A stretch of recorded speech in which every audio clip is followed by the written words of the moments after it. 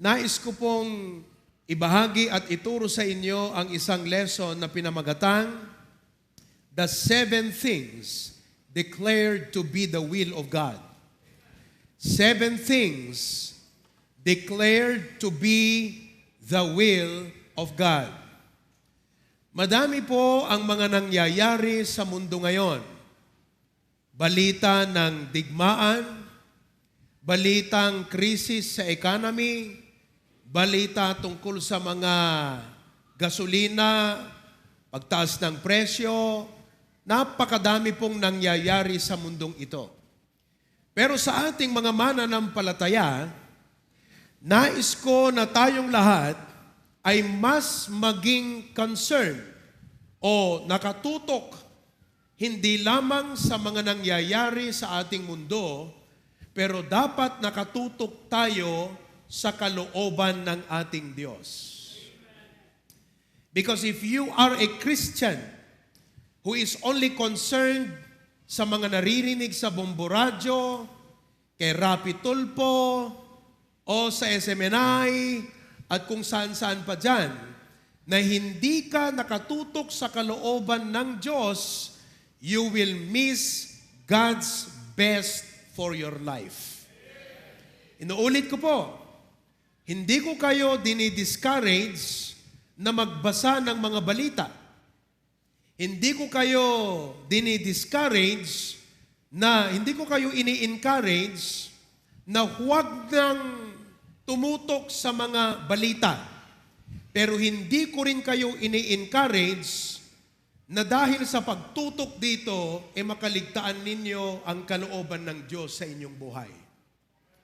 So if there is but one very important thing that we should focus on, that is the will of God. Maliwanag po ba?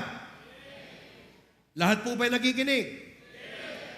Bago tayo dumako sa pagbuklat ng Biblia, nais ko munang kunin natin ang ating mga Biblia at itaas natin ito. Okay?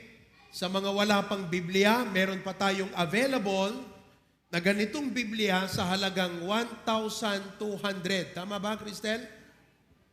1,250. Kung kaya nyo pong magkaroon ng cellphone, hindi ko kayo dinidiscourage na huwag magka-cellphone.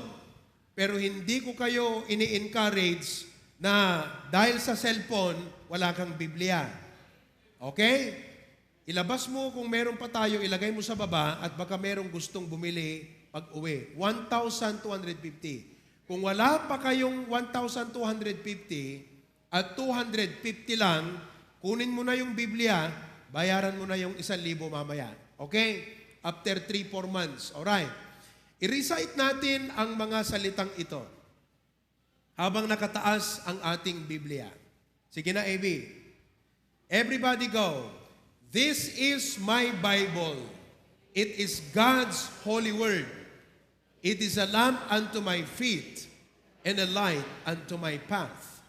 It tells me who I am, what I can become, and where I am going. Next, it renews my mind, it changes my heart, and refreshes my soul. It is my daily bread. By faith, I will believe its promises, obey its commandments, and honor its principles in my life.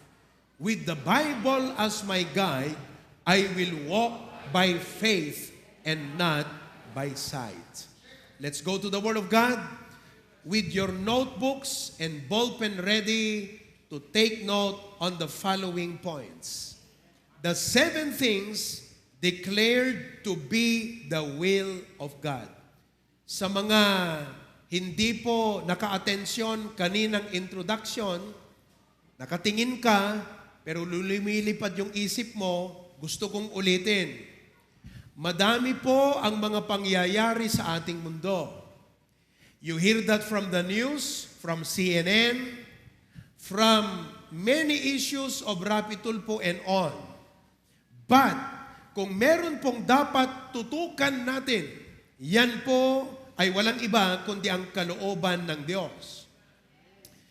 The first will of God to be revealed in the Scripture is this, that every member of the human race be born again. Every member of the human race be born again. Sabi po ng 2 Peter chapter 3 verse number 9, 2 Peter chapter 3 verse number 9, sabi dito, sa Ilocano page 1372 sa inyong Bible. Ti apo ket saan anamayamay numaipapan iti karina. Kas ti panangibilang dagiti dadduma ti kinabayag. No diket agururay asiaanos gapu kada tayo. At di na kayat amapukaw ti uray siya sino. No diket agturong da kumaamin iti panagbabawi. Alam nating lahat na lahat ng tao ay kailangang maligtas. Dahil sa kasalanan, nahiwalay tayo sa Diyos, patungo sa kapahamakan at kaparusahan, which is impyerno. At kaya't lahat ng tao, kailangang maligtas. Mga kapatid, may mga tao na pupunta sa impyerno, hindi dahil ayaw sila ng Diyos na pumunta ng langit, pero dahil kinaligtaan nila at hindi nila tinanggap ang libreng alok ng Diyos na kaligtasan o buhay na walang hanggan kay Kristo Jesus. People will go to hell not because God does not want them in heaven, but because they refused and neglected God's offer of salvation. Alam niyo po, sa bawat panahon na ibinabahagi natin ang kaligtasan, napakahirap kunin ang interes ng taong makinig. Sapagkat sa bawat tao, karamihan, ang mindset ay physical needs.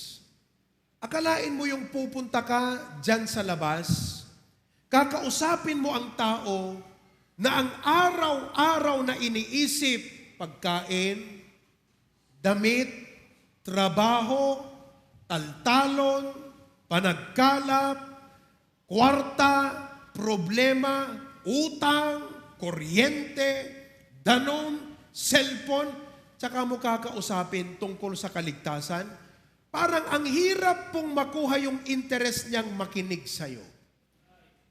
Sa mga katulad kong soul winner, nauunawaan niyo ba yung ibig kong sabihin?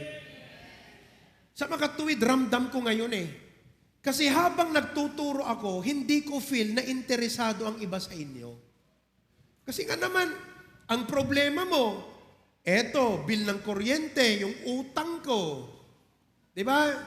Yung cellphone na gusto mong bilhin, yung pupuntahan mo mamaya, may sakit ka, may sakit ang asawa mo, may sakit ang magulang mo, ang anak mo, ang dami-dami ng problema na pag kinausap mo ang tao tungkol sa kaligtasan, ang hirap pong i-transition na maging interesado siyang makinig mula sa kanyang pag-iisip, bibigyan niya ng puwang sa kanyang puso na unawain, intindihin at tanggapin ang iyong ipinapangaral na mensahe ng kaligtasan sa kanyang kaluluwa. Yan po ang isa sa mga challenge. Kaya't alam niyo po, kung bakit maraming tao ang pupunta sa impyerno, hindi ho dahil ayaw sila ng Diyos sa langit. Hindi ho dahil hindi nakapakinig, kundi they simply neglected to listen to the message. Marami pong mga tao na nasa impyerno ngayon na walang iniisip kundi ito. Naalala ko yung pastor na pumunta sa bahay namin noon. Naalala ko yung taga-Baptist na nagpupunta sa aming barangay. Wala akong paki kasi yung kanyang dala na mensahe parang hindi angkop doon sa gusto kong mga bagay na marinig. Dahil nung araw na yon, gusto kong yumaman. Nung araw na yon, gusto kong sumikat. Nung araw na yon, gusto kong masulba ang problema. Kaya't nung siya'y pumunta, parang wala akong panahon na pakinggan siya dahil wala akong interes sa kanyang sinasabi. Do you realize that? How many people around the world, it's so hard. Tayo nang pumupunta, dinadalang mensahe, ang hirap po silang kunin ang kanilang atensyong makinig. Pero alam niyo po, hindi naman, sabi nga nung taga Pampanga, hindi naman lahat, silent H.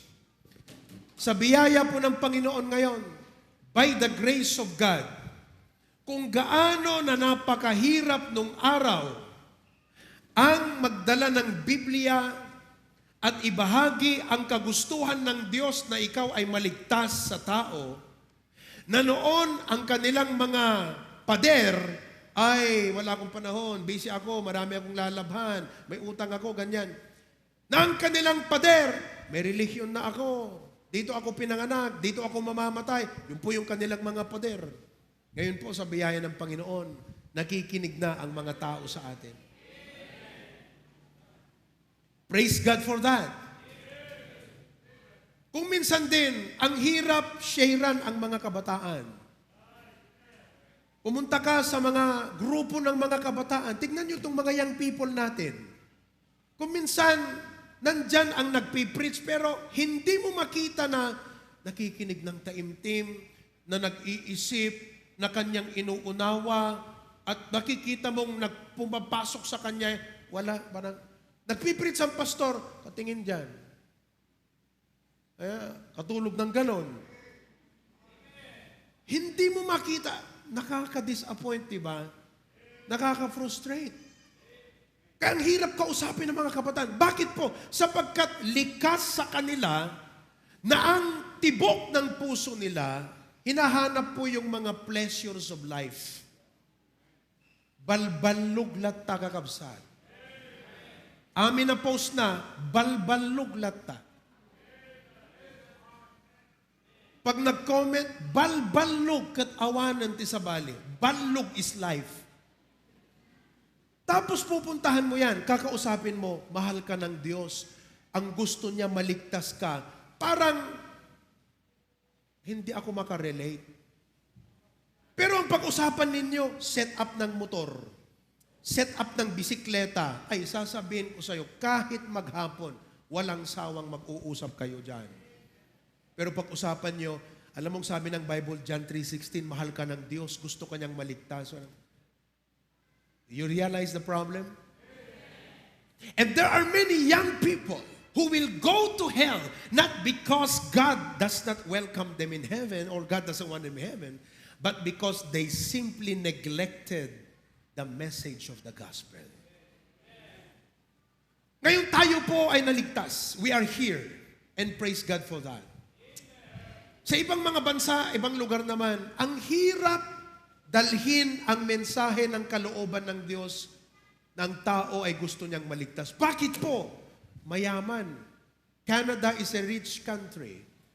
Australia, lahat ng tao may trabaho. Amerika, lahat ng tao may trabaho. Korea, ang tao, dahil sa pera, mas ginaganahan pang magtrabaho dahil mas marami pa siyang perang kikitain. So makikita mo na nadadala yung kanyang passion sa paghanap pera, hindi paghanap buhay.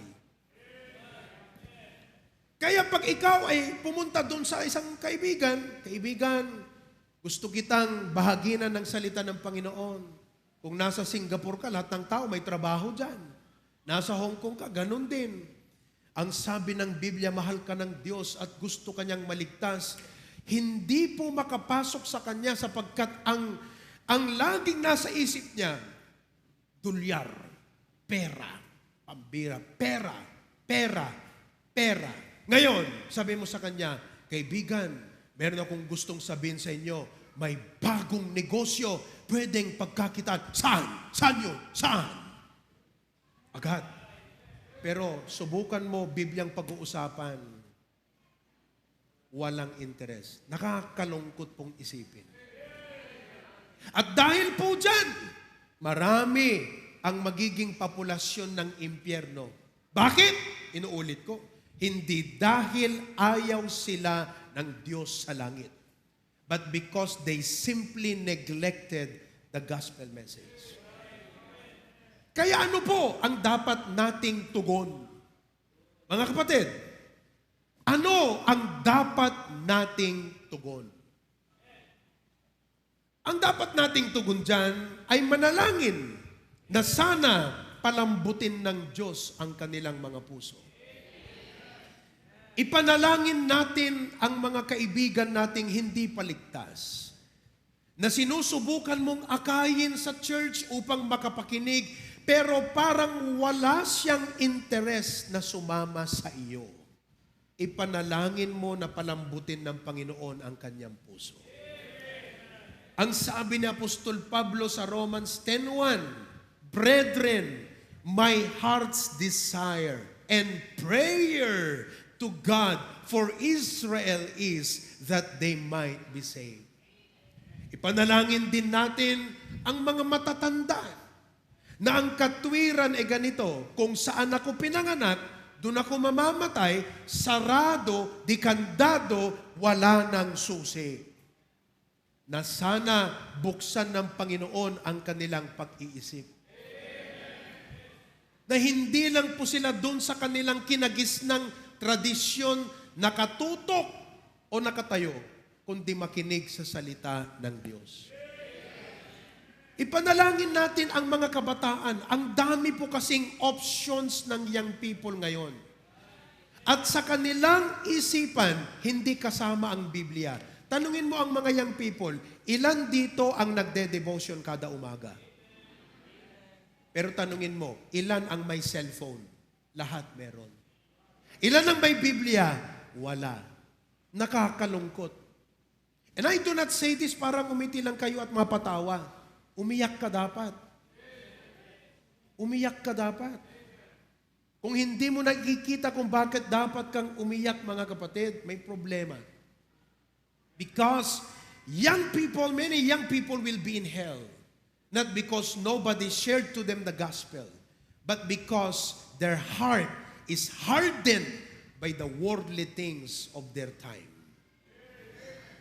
Amen?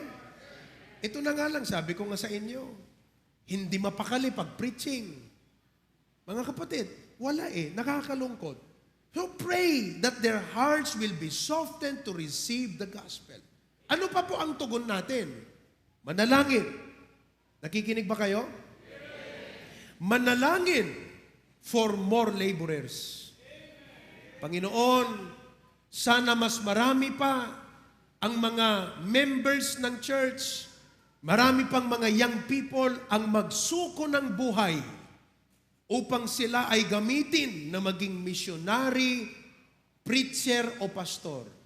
Sapagkat ang sabi ng Biblia sa Roma 10, versikulo, tingnan natin, baka ako'y magkamali. Romans chapter number 10. Okay? Dito po sa Romans chapter 10, verse number 15. Okay? Dito sa 14, sorry. How shall they call on Him in whom they have not believed? Paano daw tatawag kung hindi nananampalataya? And how shall they believe in Him of whom they have not heard? Papaanong sasampalataya sa Kanyang hindi nila napakinggan? How shall they hear without a preacher? Paano sila makapakinig kung walang mangangaral? Tama po ba? How can they hear without a preacher? So let us pray that God will call preachers and that many of our young people will respond to the call. Kung lahat kayong mga high school na mga lalaki ngayon ay magpastor, mga kapatid, magagalak kaming lahat, susuportahan namin kayo. Sana nga, lahat itong mga high school na mga men natin, tawagin ng Diyos. Mahirap nga din naman kung magpastor, na hindi naman siya tinawag ng Diyos. Kasi hindi ka rin magtatagumpay kasi walang panawagan ng Panginoon. Amen po ba? So let us pray for more laborers. Ano pa po? Ang ating tugon, ipanalangin natin na magising ang mga Kristiyano. Sana magising ang mga Kristiyano. Alam niyo po, lahat tayo may mga sphere of influence. May mga kaibigan ka. Sino pong may mga kaibigan? Kasamang kumakain, taas ang kamay. Kasamang naglalaro, taas ang kamay. Ang tamad nyo namang magtaas ng kamay, mga kapatid. Ayoko na mag-preach. Bakit ang hirap nyong mag-respond? Are you listening? Sino po ang may mga kaibigan? Ang tanong ko, sino ang may mga kaibigan kasama nyong kumakain?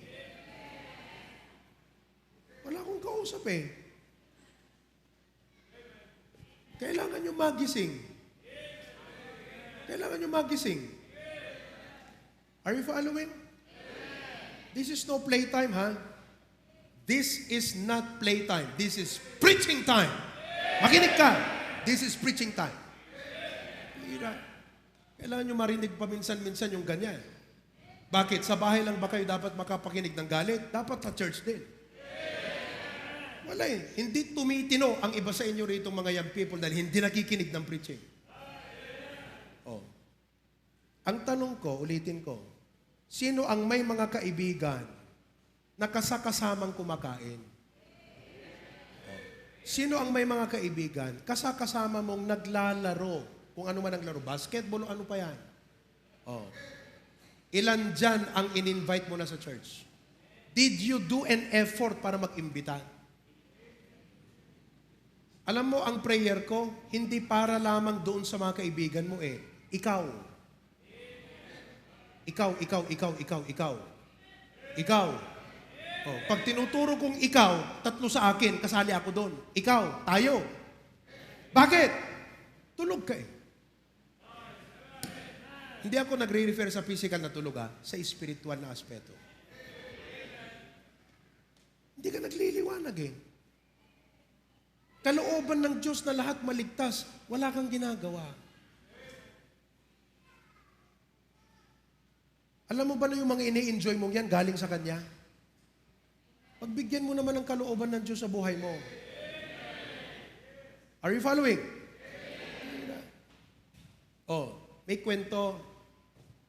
Meron daw hong isang railway switchman. Ang ibig sabihin ng switchman, taga-pindot noong switch o tagbigay ng signal. Nung araw, wala pang ganyan na switch. Yung, anong tawag dyan? Basta switch. Ang signal na ginagawa niya, anong tawag dito? Lamp. Oo, yung lamp. Ang trabaho po niya, mga kapatid, kasi railway, bibilis yung mga train ng ganyan. Meron pong mga sasakyang dumadaan crossing that railway. So, ang trabaho niya, dito po sa medyo hindi kalayo ang area, doon po siya nakapwesto. Ito, Jerry. Tapos, pag may dadaan na train, di siyempre magsisignal doon, ting, ting, ting, ting, ting, di ba? Ang gagawin po niya, nagbibigay siya ng pre-warning sa kanila. Oo, bago makarating doon sa may malapit sa railway. Ang trabaho lang niya, itaas yung lamp. Sa bawat pagtaas ng lamp, pag tinaas yung lampara, ang ibig sabihin, tigil. Yung po ang trabaho niya. Lalo na pag sa gabi, di ba? Itaas lang yun. Okay? Isang araw, mga kapatid, merong isang napakabilis na kotse. Bilis-bilis. Pampira. Tapos, may train na magkukross ng ganyan. Sa bilis po niya, bumangga doon. Pam! Siyempre, patay ang makina, mga kapatid. Siyempre, pati yung tao, talagang all gas-gas. Hindi all good, all gas-gas talaga. At, mga kapatid, muntik nang namatay. Namatay actually pala yung driver. The driver was killed. So ngayon, pinag-usapan sa korte. Kaninong kasalanan? Yung bang kotse? O yung bang train? Pinakasalanan pa yung train. Anong kasalanan ng train, di ba? Pinag-uusapan ngayon. Siyempre, inimbitahan tong switchman. Tinanong ngayon siya, nandun ka ba nung araw, nung oras, nung nangyaring aksidente? Opo. Anong trabaho mo doon? Ako po ang switchman. Ako pong taga-signal na, stop, stop, stop. Okay, very good. Itinaas mo ba yung iyong lantern, nung nangyari, bago mangyari? Opo, tinaas ko po. Tinaas niya daw. Papira. Siyempre, isip sila ngayon. May witness, mga kapatid. Tumayo yung witness. Nandun ka ba? Opo, nandun ako. Tinaas niya ba yung kanyang lantern? Opo. Bakit nabangga? Kasi po, tinaas niya yung lantern, pero walang apoy. Tinaas niya nga, walang ilaw. Kaya akala ng kotse, go! Zzz, pa! Alam mo kung bakit yung kaibigan mong kasama mong kumakain, kasama mong naglalaro, pupunta sa impyerno? Hindi dahil hindi ka Kristiyano, dahil wala kang ilaw. Kung papaano na yung taong yon ay guilty morally sa kanyang kakulangan o neglect, na ilawan yung kanyang lantern, marami sa atin dito ang dapat makaramdam ng guilt ngayon na hindi ka nagliliwanag sa iyong mga kaibigan. Hindi mo ipinapakita si Kristo sa kanila. Ang tawag sa iyo ng Diyos, selfish. Walang inisip kundi sariling kapakanan. Mga kapatid, let our light shine. And all of God's people say, oh, okay na yun. Tama na. Pambihira. Magbigay pa ako ng isa. Number 3 tayo ha. Number 3. Ang kalooban ng Diyos that all men be born again. Masave. Tayo ay dapat tumugon doon sa kalooban ng Diyos. Amen? Ayun. Kita nyo, biglang nagdisiplina tayo. Kailangan din natin ng ganun. Kaya, alam nyo, sabi ng ibang churches sa Cagayan, ay, yung pastor dyan sa HBBC, diktador. Diktador daw tayo. Kasi, sa tapang nating mag-preach, very assertive, very authoritative, ang bansag tuloy sa atin, diktador. Hindi po diktador. Hindi mo mapagtino ang mga miyembro pag hindi ka matigas na leader. Ngayon, kung ikaw na miyembro ka, ayaw mo yung ganyan, edi humanap ka ng pastor na kaya mong paikutin ang utak. Pero hindi ka titino. Hindi ka lalago. Baka yung pastor lalago. Amen? Okay. Number 3 tayo ha. Okay. Kalooban ng Diyos. That we are to be controlled or filled with the Holy Spirit. Yan ang kalooban ng Diyos ha. That we are to be controlled or filled with the Holy Spirit. Tandaan niyo po ito. When we have accepted Jesus as our Savior by faith, meaning to say, we put our faith and trust sa Kanyang ginawa, kat nailakam ka, kadayjay binayadan ng basol, tinanggap mo siyang tagapagligtas, may nangyari. Sabi ng Bible, ang Holy Spirit ay tumira sa iyo. Kaya po, merong dalawang salita na dapat maging familiar sa ating lahat. Pakinggan nyo maigi, dalawang salita, kailangan natin maging familiar. Pagdating sa Holy Spirit, ano po yun, Pastor? Indwelling and infilling. Sabihin nga natin lahat. And? Oo. Sa salitang indwelling, tumira. Infilling, punuin. Nung tinanggap mo si Kristo, nag-indwell sa iyo ang Holy Spirit. Efeso 1:13. In whom ye also trusted after that ye believed, ye were sealed with the Holy Spirit. So, the moment pala, halimbawa si Christian, nasaan na si Christian? Ayon. Kahapon si Christian, nilid ko sa Panginoon. Tumanggap siya kay Kristo. Ano sabi sa akin pagkatapos ng maming mag-pray? Una yung pastor, kalaklasumgar ko na. Narik na DJ message kasi naawatan na eh. Talagang naintindihan niyang pag-ibig ng Diyos. Akalain mo ba naman, mamamatay ang anak ng Diyos sa krus para lang mailigtas ka, bayaran ng kasalanan. Naramdaman niya yun eh. Ngayon, nung tinanggap mo si Kristo Christian, alam mong nangyari, you are indwelt by the Holy Spirit of God. Kaya lahat po tayo rito na saved, may Holy Spirit. Ngayon po, ang infilling naman, to be filled with the Spirit, meaning, binigyan mo siya ng kalayaan na punuin ka. Ibig sabihin na siya na ang mag-control, gumabay, at mag-lead ng buhay mo. Yun po ang infilling. Naintindihan niyo po ba? Ang sabi ng Efeso 5:18, listen to it, Ephesians 5:18, ganito po. Okay? Matatapos na tayo. Ephesians 5:18. And be not drunk with wine. Sa mga lalaki, pakibasa nga. Mga lalaki, ready, go. Wherein is, but be. Ang kalooban ng Diyos ay hindi ka mapuno ng alak.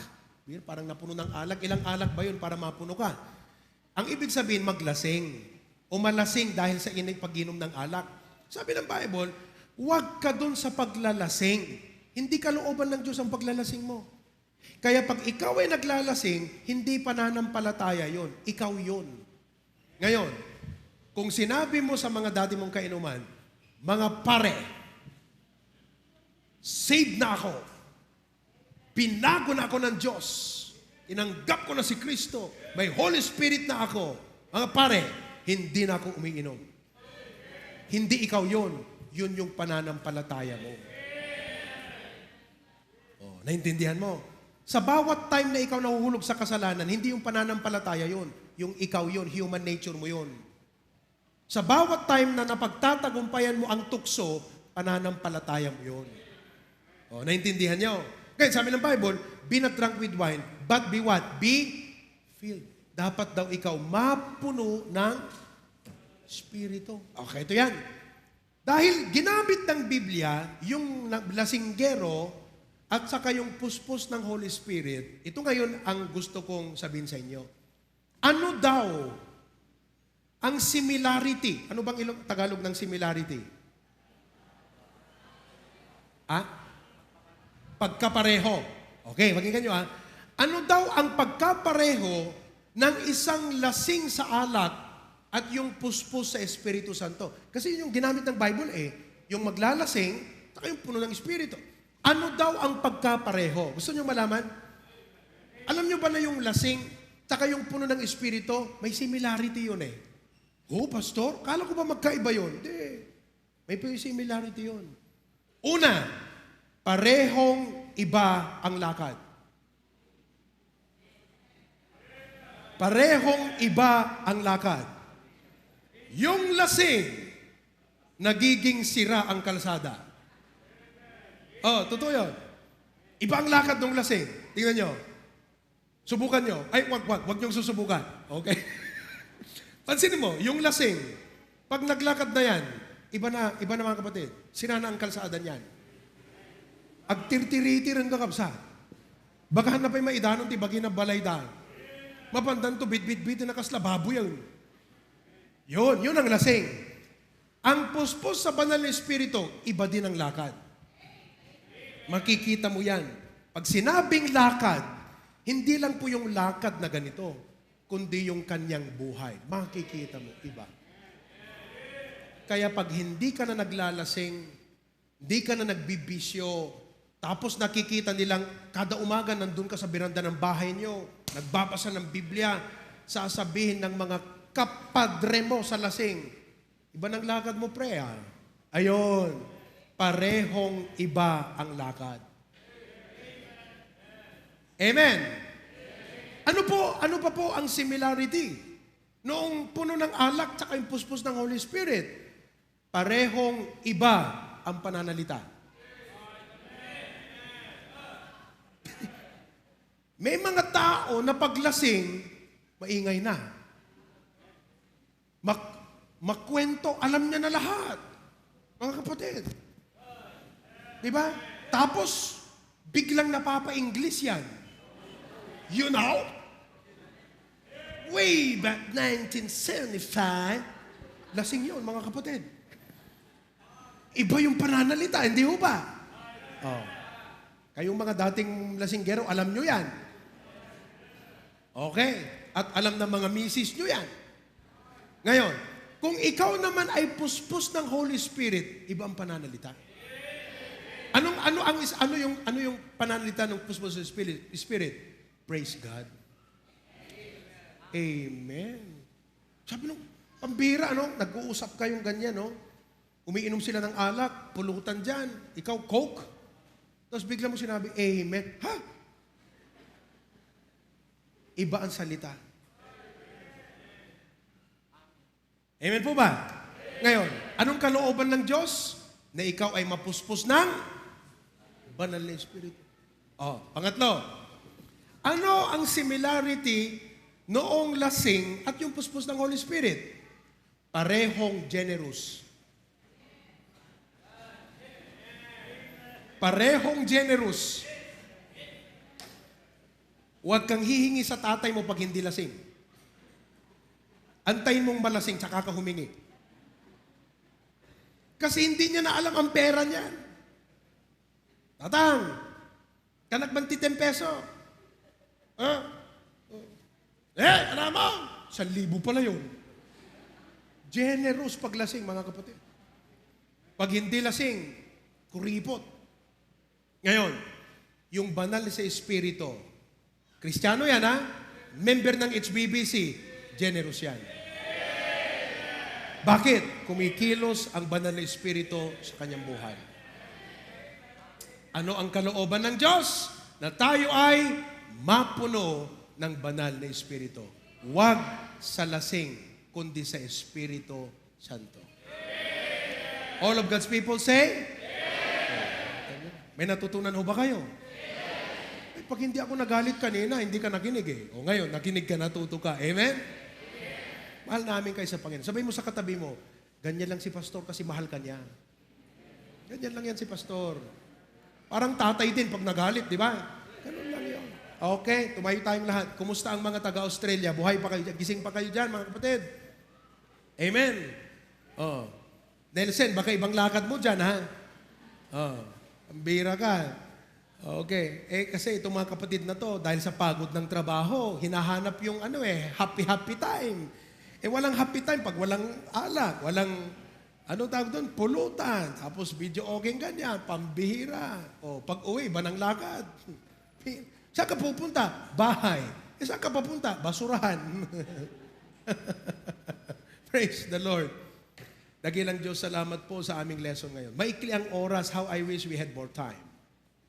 Para sa ganun, makover pa namin yung iba. Pero okay na to, Lord. Tinatanggap na namin ang mga points na ito para kami po ay magbago at maging kagamit-gamit at pwede niyong gamiting channel of blessing. Salamat po sa aming mga bisita. Ngayon po, nakita nila papaano po ang pangangasiwa namin dito, pagpapangaral ng Biblia, kung papaano na we authoritatively preach the Bible because it is the right thing. At bilang pastor, yung concern ko na lahat, gusto ko nakikinig pag ako'y nagpipreach dahil sayang, Lord, ang ganda-ganda ng mga mensahe, Panginoon. Purihin ang inyong pangalan, Lord. In Jesus' name. Amen.